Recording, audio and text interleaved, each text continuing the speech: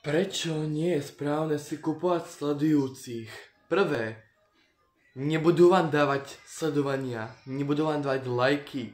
Druhé, je to falošný účet proste. Po tretie, nie je to správne. Váš TikTok účet môže byť zablokovaný. Po štvrté, nikdy nesťahujte aplikáciu TikTok Free Flowers. Tieto aplikácie proste nesťahujte, je to nesprávne. Aj keď vám možno budú dávať tie lajky, ale postupom času zmiznú a potom čo budete robiť? Budete furt len dávať, že flow? Nie. Čakaj si na tú dennú aktivitu, ktorú máš. Napríklad nahrávaj zaujímavé videá, edity.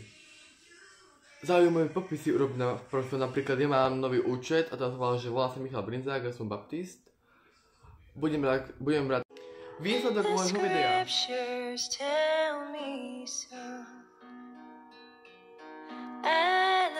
Takže taký výsledok môjho videa.